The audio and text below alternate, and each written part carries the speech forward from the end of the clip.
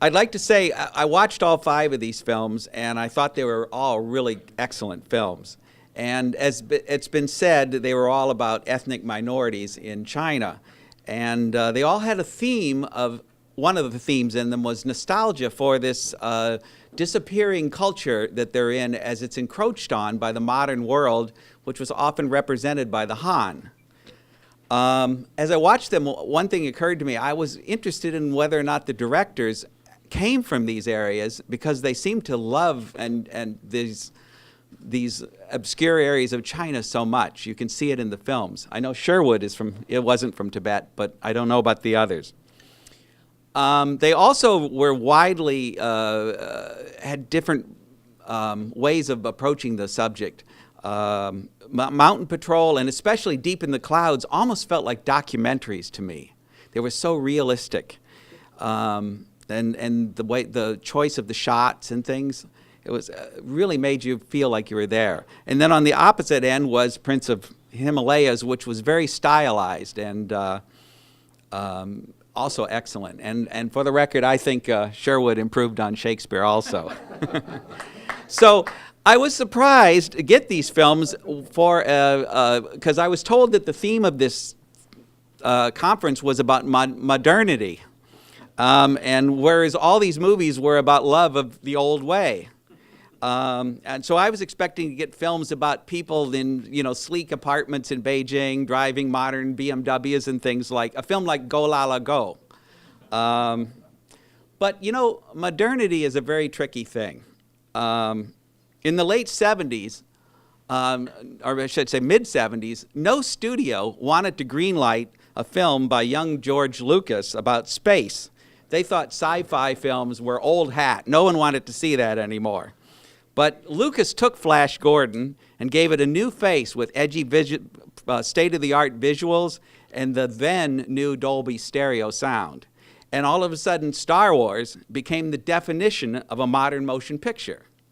But still, at its heart, was very traditional stories of knights and nobles.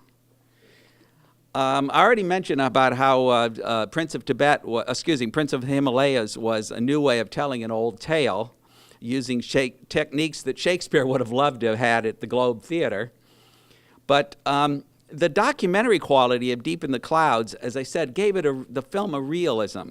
I really felt I was there. And in fact, that film made me wonder how many of the characters were actual actors and how many of them were local people that just got drafted into doing the movie.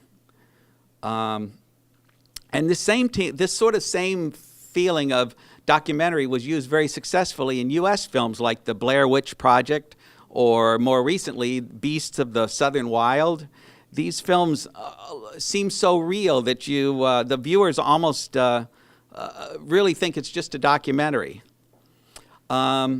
Also, I felt that Mountain Patrol and my Mongolian Mother kind of had also a very traditional simplicity and assured character relationships, almost like a traditional John Ford film.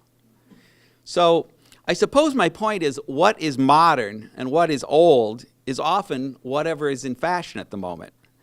We often define modern as by technical considerations. We think modern films have to have a lot of fancy digital effects and maybe even 3D and be shot with digital cameras. So, and I have to tell you, while I've been working in China, I've seen their gleaming new studios, and they have all the same equipment we do in Hollywood. There's no technology gap between Hollywood and China. In fact, recently, China even bought Digital Domain, the famous Hollywood visual effects house. So that's now going to be run by China. So, see, old technology here, paper. So anyway, but you can call me old-fashioned, but I think that the heart of a great film is not all the technical whiz-bangs and things, but a great story with wonderful characters. By now we've all seen these wonderful visual effects, and so much so that people are becoming jaded to them. It doesn't mean so much anymore. And as Professor Rosen said, John Carter failed despite having all these modern things and a huge budget, because we didn't care about the characters, the people inside of it. I think that's the reason for the success of these 5 films, is that we deeply care about these characters and the problems that they face. We identify them even though they come from different cultures than us. And that's what really matters, and especially in this year when Hollywood gave its Best Picture award to a black and white silent movie, The Artist. So as far as the future of Chinese films, we all know about the phenomenal growth in their box office, and which is going to happen because more and more Chinese are becoming middle class and have disposable income now to go to the theater. And I think it will continue to create demand for both domestic and foreign films. But I also think co-productions will become more frequent.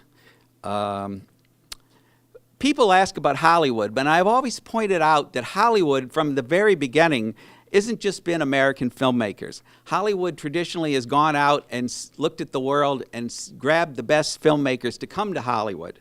And today, Chinese directors and actors have been hired by Hollywood to make films, so-called Hollywood movies. So that tradition is continuing.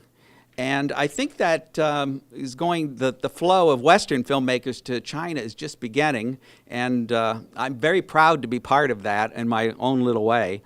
But I think the future for both China and the filmmakers, China and the U.S., will be more global, as I believe you called it, or international films, in addition to the local films.